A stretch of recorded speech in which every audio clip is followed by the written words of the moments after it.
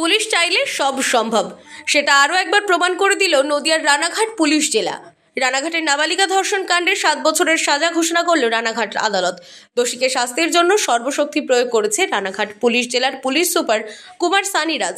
সহযোগিতা করেছে রানাঘাট থানার আইসি সহ মহিলা থানা। জানা যায় 2020 সালে রানাঘাটের মহিলা থানার রামনগর 2 গ্রাম পঞ্চায়েত এলাকার বাসিন্দা সুকুমার বিশ্বাস সেই অঞ্চলেরই এক নাবালিকাকে ধর্ষণ করে।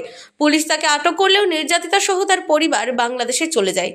অনেক দিনে মামলাটি ঝুলেছিল। অবশেষে 11 জন সাক্ষী দেওয়ার পরে বুধবার দোষীকে 7 বছরের সাজা ঘোষণা করল রানাঘাট আদালত। রানাঘাট পুলিশ জেলার পুলিশ সুপার কুমার সানিরাজ নিজের ব্যক্তিগত যোগাযোগ করে বাংলাদেশের একজন উচ্চপদস্থ পুলিশ আধিকারিকের সাহায্যে বাংলাদেশে থাকা নাবালিকার পরিবারের সাথে কথা বলে। তারপর এই প্রথম রানাঘাট কোর্টে ভিডিও কনফারেন্সের মাধ্যমে সাক্ষী নেয় রানাঘাট এডিজে কোর্ট। এরপর অভিযুক্তকে দোষী সাব্যস্ত করে। এই বিষয় নিয়ে সরকারি আইনজীবী অপূর্ব কুমার ভদ্র জানিয়েছেন, নাবালিকার সাথে যে অপরাধ হয়েছে তার বিচার পাইয়ে দেওয়া আমাদের লক্ষ্য ছিল। বিরলতম পদ্ধতিতে এই মামলার শুনানি হয়েছে এবং ন্যায় বিচার পেয়েছে নির্যাতিতা। রানাঘাট 1 পিএসে একটি কেস স্টার্ট হয়। Ranaghat women's pace case number 4520 dated 20/6/2020 under section 376(21) IPC and 4 of POCSO act. এই কেসে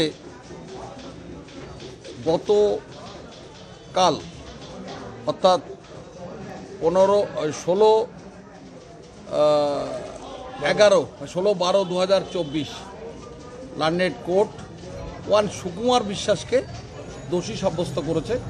আজকে তার সেন্টেন্স হিয়ারিং হয়েছে এবং তাকে 7 বছর কনভিকশন দিয়েছে। অন্যদিকে অভিযুক্তের পক্ষের আইনজীবী শুভেন্দু ঘোষের একটাই সওয়াল, তার মক্কেলকে মিথ্যা মামলায় ফাঁসানো হয়েছে। জমি নিয়ে একটি বিবাদের কারণে ধর্ষণের অভিযোগ আনা হয়েছে। আগামী দিনে উচ্চ আদালতে যাওয়ার হুঁশিয়ারি অভিযুক্তের আইনজীবীর। এই মামলায় সবথেকে তাৎপর্যপূর্ণ বিষয়, পক্সো আইনের মামলা হলেও প্রসিকিউশন কোনোভাবেই মেয়েটির এজ কোর্টে প্রুভ করতে পারেনি। মেয়েটি সাক্ষ্যতে বলছে আমার বয়স, আমার ক্লাস 5 পর্যন্ত পড়ি। তার বার্থ সার্টিফিকেট, তার অসিফিকেশান টেস্ট, এগুলো যে রিপোর্ট, মেয়েটি যে মাইনর, কোনোভাবেই প্রসিকিউশন কোর্টের কাছে আনতে পারেনি। ইভেন তদন্তকারী অফিসার তখন তদন্ত করছে, তখন বলছে 16/6/2020 ঘটনা ঘটে, আবার বলছে 19/6/2020 ঘটনা ঘটে। এটা আমার কাছে একটা হতাশজনক যে তদন্তকারী অফিসারের তদন্তটাই ভুয়ো। সেটা আমি সাক্ষ্য গ্রহণে এনেছি।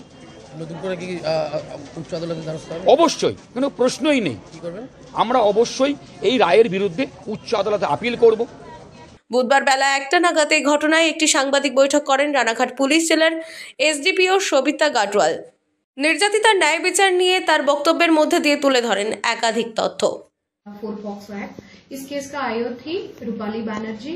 उन्होंने अपना केस का इन्वेस्टिगेशन करने के बाद 11 अगस्त 2020 को अपना चार्जशीट दिया और 5 जनवरी 2021 को इस केस का ट्रायल शुरू हो गया और इसका जजमेंट आया कल, वो 16/12/2024 को। और जजमेंट में लर्नेड एडीजे कोर्ट ने दोषी घोषित किया आसामी को और आज उसका पनिशमेंट प्रोनाउंस हुआ। पनिशमेंट में 10 पॉक्सो के अगेंस्ट में 7 साल की सजा दिया है। ये जो मैक्सिमम पनिशमेंट है इस सेक्शन में। कोई भी केस में एक कन्विक्शन पाना और स्पेशली पॉक्सो जैसे हीनियस क्राइम के लिए कन्विक्शन पाना हमारे लिए बड़ा अचीवमेंट है।